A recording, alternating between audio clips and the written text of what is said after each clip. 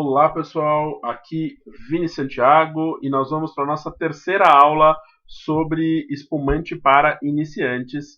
Vamos falar de espumantes elaborados pelo método Tanque, também chamado de método Charmat ou método Martinotti, e também tem o método Asti, que também é um método Tanque. Então nós vamos falar nessa aula de dois métodos distintos, um para fazer espumantes secos ou meio secos, outro especificamente para espumantes doces. Nós tivemos já duas aulas anteriores, uma sobre o vinho base para espumante, que é a base para a maior parte dos espumantes do mundo, e na aula 2 a gente falou sobre os espumantes pelo método tradicional, também chamado método champenoise, que tem como destaque a autólise. No método Tanque a gente vai ter características distintas de aroma e sabor nos espumantes, mas vamos começar pelo Charmat versus Martinotti, que gera muita confusão. É método Charmat, é método Martinotti, é método Tanque. Então vamos lá. Então, método Charmat ou Martinotti. Charmat é como ele é chamado na maior parte do mundo, principalmente na França, ou também Cuve Close, e Martinotti é como ele é chamado na Itália. O método foi criado em 1895 pelo enólogo italiano Federico Martinotti. Então, originalmente ele foi criado pelo Martinotti na região de Asti, no Piemonte. Ele foi patenteado em 1907 pelo francês Eugène Charmat. O Eugène Charmat, se eu não me engano, era químico e inventor, e ele aperfeiçoou esse método criado pelo Martinotti. E a segunda fermentação desses vinhos acontece em tanques pressurizados. Então, esses tanques pressurizados, chamados de autoclave, é onde vai acontecer a segunda fermentação, ao invés de acontecer na garrafa, como acontece no método tradicional. Então, pode se chamar de método Charmat, método Martinotti, Charmat Martinotti ou método tanque, que é a terminologia que nós vamos utilizar aqui, porque não é feito numa garrafa, é feito num tanque resistente à pressão.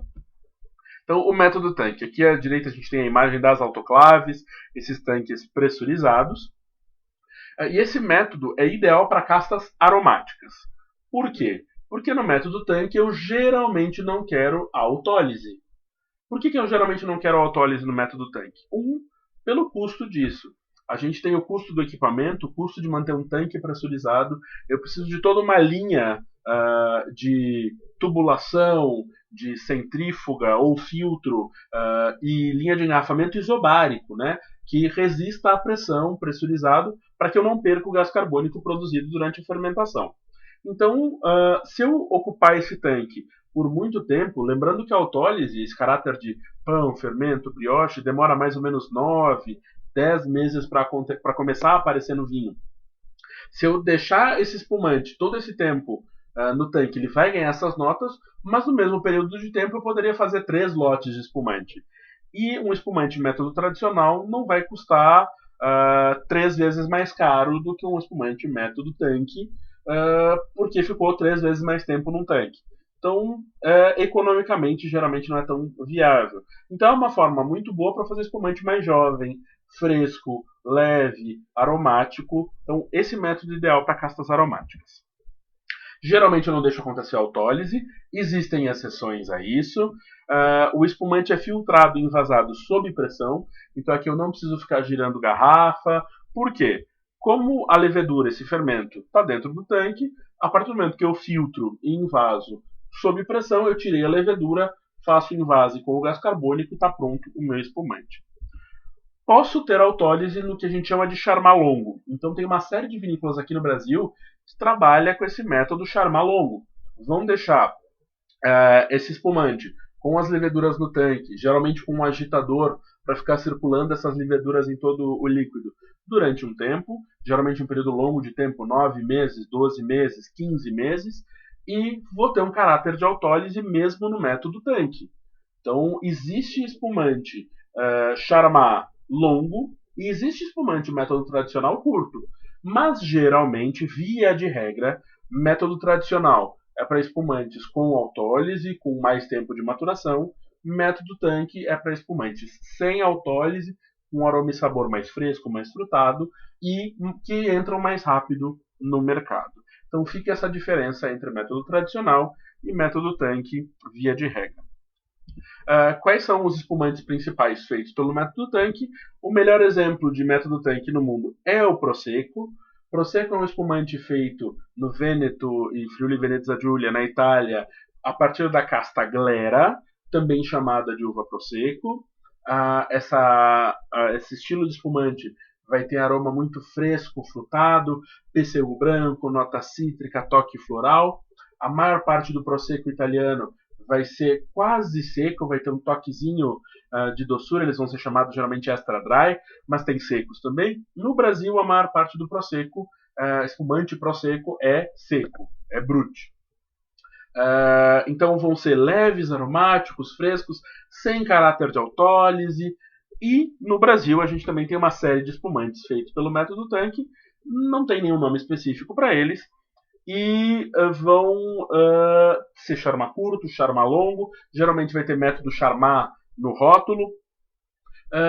Então a Chandon do Brasil é uma que faz só espumante pelo método charmar. A gente vai ter a maior parte das vinícolas do Brasil fazendo espumantes por esse método. Espumante método Tanque é melhor ou pior do que espumante método tradicional? Depende do gosto. Então quem prefere espumante com mais caráter de autólise, mais maduro, com essas notas de fruta cristalizada, de pão, brioche, fermento, levedura, um pouco mais de corpo, vai para o método tradicional. Quem prefere espumante leve, fresco, frutado, cítrico, floral, espumante para beira de piscina, mais delicado, vai para o método Tanque. Então, nesse caso, não é qualidade absoluta, mas é gosto. E existe espumante método tradicional bem feito e mal feito, existe espumante método Tanque bem feito e mal feito, depende da vinícola, depende do enólogo, depende da situação de consumo. Maravilha? Além desses espumantes método Tanque, que geralmente são secos, a gente tem mais um método para fazer espumantes, que é o método Asti. O método Asti também é um método Tanque, mas ele é usado para fazer espumantes doces. Sempre espumantes doces. Então, o método Asti. Eu vou ter apenas uma fermentação. Então, esse é um ponto essencial do método Asti. Tanto o método tradicional quanto o método Tanque, método Charmat, vão ter duas fermentações.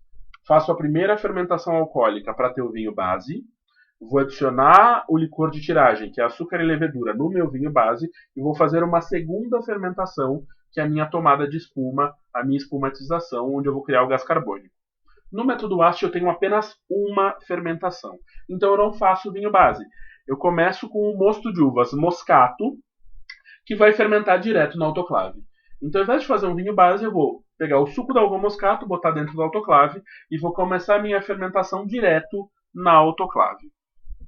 A fermentação vai ser interrompida quando eu estou mais ou menos com 7, 7,5% de álcool. Interrompendo essa fermentação com frio, geralmente eu vou ter um espumante com gás carbônico, porque aconteceu dentro da autoclave, dentro de um tanque pressurizado. Eu vou ter um espumante pouco alcoólico, porque eu interrompi essa fermentação com 7, 7,5% de álcool. E vou ter um espumante naturalmente doce, porque sobrou açúcar residual ali.